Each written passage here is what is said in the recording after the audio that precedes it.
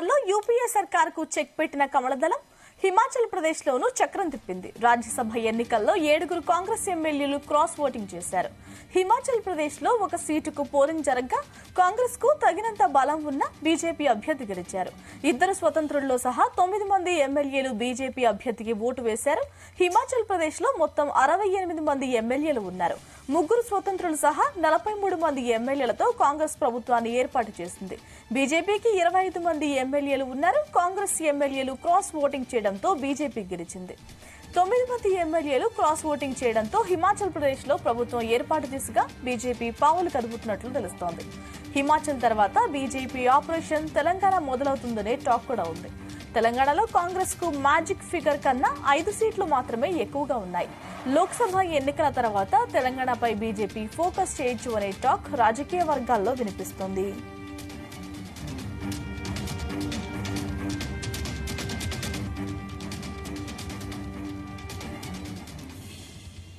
Right, ఇక కాంగ్రెస్ పార్టీకి BJP ఇచ్చిన షాక్ సంబంధించిన డీటెయిల్స్ తెలుసుకుందాం. మా ప్రతినిధి శ్రీచరణ్ అడిగి. శ్రీచరణ్, గాయత్రి, హిమాచల్ ప్రదేశ్ లో ఒక సంచలనం నమోదైందని మనము చెప్పుకోవాలి. ప్రధానంగా దానికి ముందు మనం ఒక ప్రస్తావన తీసుకోవాలి. కాంగ్రెస్ పార్టీకి దేశవ్యాప్తంగా 3 రాష్ట్రాల్లోనే పరిపాలిస్తుంది. దాంట్లో కర్ణాటక, తెలంగాణతో పాటు హిమాచల్ ప్రదేశ్. హిమాచల్ ప్రదేశ్ కి సంబంధించి రాజ్యసభ ఎన్నికల్లో కాంగ్రెస్ కు బీజేపీ షాక్ ఇచ్చిందని చెప్పాలి.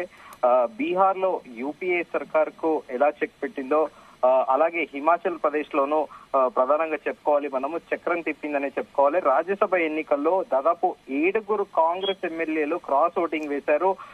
హిమాచల్ ప్రదేశ్ లోను కేవలం ఒకే సీట్ కు పోలింగ్ జరగగా కాంగ్రెస్ కు తగినంత బలం ఉన్నా కూడా బీజేపీ అభ్యర్థి గెలిచారు. అక్కడ 2 స్వతంత్రులతో సహా 9 మంది ఎమ్మెల్యేలు బీజేపీ అభ్యర్థికి ఓటు వేశారు. హిమాచల్ ప్రదేశ్ లో మొత్తం 68 మంది ఎమ్మెల్యేలు ఉన్నారు. 3 స్వతంత్రులతో సహా 43 ఎమ్మెల్యేల బలంతో ప్రస్తుతం కాంగ్రెస్ అక్కడ ప్రభుత్వాన్ని ఏర్పాటు చేసింది. బీజేపీకి 25 మంది ఎమ్మెల్యేలు ఉన్నారు.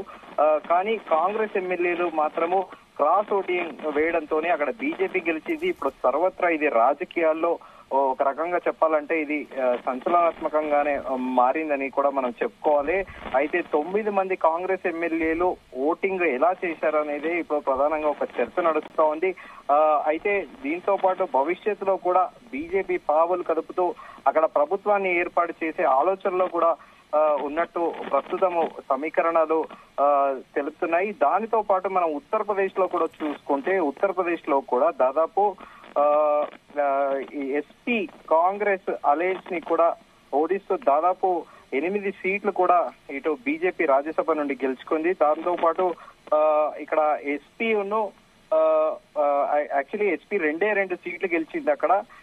హిమాచల్ ప్రదేశ్ లో జరిగిన ఈ సంచలనంతో పాటు ఇప్పుడు ఉత్తరప్రదేశ్ లో కూడా అక్కడ 8 రాజ్యసభ సీట్లు నిలుచుకుంది. అయితే ఇప్పుడు ప్రధాన చర్చ అంటే ఏంటంటే ఏం నడుస్తుందంటే బీజేపీ మిషన్ దక్షిణ్ పేరిట ఇప్పుడు ప్రధానంగా తెలంగాణ పైనే ఫోకస్ చేస్తోంది. మిషన్ దక్షిణ్ లో భాగంగా ఇప్పటికే ఒక ఊహాగానాలు, ఒక స్పెక్యులేటివ్ గా ఒక వార్త అయితే నేషనల్ మీడియా లెవెల్లో, జాతీయ మీడియా సంస్థలలో కూడా జరుగుతున్న ప్రచారం ఏంటంటే చరిత్రలో ఎన్నడూ అసలు జరగని విధంగా ఈసారి తిరువనంతపురం పార్లమెంటు స్థానాన్ని బీజేపీ కైవసం చేసుకోబోతుందని, దానికి కారణము శశి థరూర్ ఎవరైతే ఎంపీ ఉన్నాడో కాంగ్రెస్ ఆయన బీజేపీలో త్వరలో చేరబోతున్నారు అనేది కూడా ఒక ప్రధానంగా చర్చ నడుస్తోంది. దానితో పాటు యూడీఎఫ్ నేతలు కొంతమంది కూడా బీజేపీలో జాయిన్ అవబోతున్నారు, కేరళకు చెందిన యూడీఎఫ్ నేతలు. అలాగే దాంతో పాటు చాలా మటుకు క్రిస్టియన్ మిషనరీస్ కూడా ఇటు బీజేపీకి మద్దతు ఇస్తున్నాయని కూడా తెలుపుతున్నారు. రాబోయే రోజుల్లో రాజకీయ సమీకరణాలు మారబోతున్నాయనేది కూడా ఇది ఒక సంకేతంగా భావించవచ్చు. మన తెలంగాణ రాష్ట్రానికి వస్తే ప్రస్తుతం కాంగ్రెస్ కి సంఖ్యాబలం 64 సీట్లు ఉన్నాయి. 64 సీట్లలో ఒకటి పొత్తులో భాగంగా ఒకటి సిపిఐ కమ్యూనిస్ట్ పార్టీలోకి ఉంది. కానీ ఇక్కడ కాంగ్రెస్ కి చెప్పాలంటే 63 ఓవరాల్ గవర్నమెంట్ 64 సీట్స్ ఉన్నాయి. కాంగ్రెస్ కి 63, ఒకటి కమ్యూనిస్ట్ పార్టీలకు ఉంది. కాకపోతే ఇప్పుడు చర్చ అంటే ఏంటంటే గడిచిన కొద్ది రోజులుగా అసెంబ్లీ ఎన్నికలు అయిపోగానే సర్వత్రా ప్రతి ఒక్క రాజకీయ పార్టీలు పరస్పరంగా కూడా ఆరోపణలు చేసుకుంటున్నాయి. ఆరోపణల నేపథ్యంలో పార్లమెంట్ ఎన్నికల తర్వాత ఏమైనా ఒక సంచలనమే నమోదు కాబోతుంది తెలంగాణ రాష్ట్రంలో అనేది కూడా ప్రధానంగా కూడా ఒక వాదన నడుస్తుంది. అటు మన కర్ణాటకలో చూసుకుంటే కర్ణాటకలో కాంగ్రెస్ కి సంఖ్యాబలం ఎక్కువ ఉంది, దాదాపు 60 సీట్ల పైగా ఉంది. కానీ గతంలో కూడా అక్కడ కుమారస్వామి మాజీ ముఖ్యమంత్రి కూడా ప్రధానంగా పలుమార్లు ప్రస్తావించాడు. పార్లమెంట్ ఎన్నికల తర్వాత కర్ణాటకలో కూడా కాంగ్రెస్ ప్రభుత్వం కూలిపోతుందని, చాలా మంది కాంగ్రెస్ ఎమ్మెల్యేలు బీజేపీ నేతలతో టచ్ లో ఉన్నారని కూడా మరో ఏకనాథ్ షిండే ఉద్భవించబోతున్నాడా కర్ణాటక కాంగ్రెస్ లో అనేది కూడా ప్రధానంగా చర్చ జరుగుతుంది. దీన్ని మన స్టేట్ కి, మన తెలంగాణ రాష్ట్రానికి ఎలా సమన్వయం చేసుకోవాలి అని అంటే ఇప్పుడు మిషన్ దక్షిణ పేరిట తెలంగాణలో బీజేపీ ప్రధానంగా ఫోకస్ పెట్టింది. దీనికి మనం ఉదాహరణ ఎలా తీసుకోవాలంటే 2019 పార్లమెంట్ ఎలక్షన్స్ నుంచి చూసుకుంటే గణనీయంగా గ్రాడ్యువల్ గా బీజేపీకి ఓట్ బ్యాంక్ పెరిగింది. అసలు ఎవరో ఎక్స్పెక్ట్ చేయలేదు బీజేపీకి 4 పార్లమెంట్ స్థానాలు వస్తాయని 2019 ఎలక్షన్స్ లో. కానీ అనూహ్యంగా 4 పార్లమెంట్ స్థానాలు గెలుచుకోవడము, దాని తర్వాత జిహెచ్ఎంసీ ఎన్నికల్లో ఏకంగా 48 సీట్లు గెలుచుకోవడం కూడా సర్వత్రా అప్పట్లో పెద్ద సంచలనంగా మారింది. మొన్న జరిగిన తెలంగాణ అసెంబ్లీ ఎన్నికల్లో దాదాపు 14% ఓటు బీజేపీ వైపు ప్రజలు మొగ్గు చూపడంతో ఇప్పుడు సర్వత్రా చర్చ ఏంటంటే ఇప్పుడు ఇక్కడ మరోసారి ఏదైనా సంచలనం నమోదు కాబోతుందా పార్లమెంట్ ఎన్నికల తర్వాత తెలంగాణ రాష్ట్రంలో అనేది ఇప్పుడు సర్వత్రా ఒక చర్చ. రాజకీయ విశ్లేషకులతో పాటు మనం ముందుగా ప్రస్తావించుకున్నట్టు రాజకీయ నాయకులు కూడా పరస్పర ఆరోపణలు చేసుకుంటున్నారు.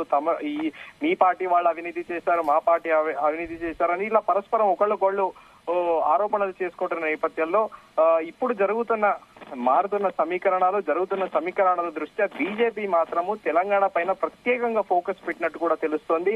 దీనిలో భాగంగానే విజయ సంకల్ప యాత్ర చేపట్టింది. ఇక్కడ జిల్లాల వారీగా చారిత్రాత్మకంగా పేర్లు పెట్టి ఢిల్లీ నుండి బడా లీడర్లతో పాటు వివిధ రాష్ట్రాల ముఖ్యమంత్రులు, అలాగే ఇక్కడ ప్రధానంగా బీజేపీ రాష్ట్ర నాయకులు కూడా ఊరు వాడ పల్లె గ్రామం అన్ని తిరుగుతూ కూడా విస్తృతంగా ప్రచారం చేస్తున్నారు.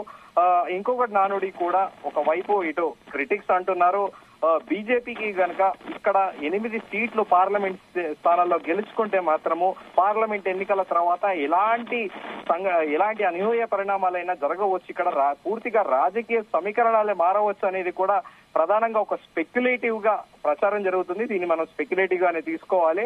మరి చూడాలి పార్లమెంట్ ఎన్నికల్లో తెలంగాణ ప్రజలు ఏ పార్టీకి మ్యాండేట్ ఇస్తారు, ఎవరికి అత్యధిక స్థానాలు ఓటేస్తారు అనేది ఇప్పుడు ప్రధానంగా చర్చ జరుగుతోంది. Gayatri. Right Sricharan, thank you.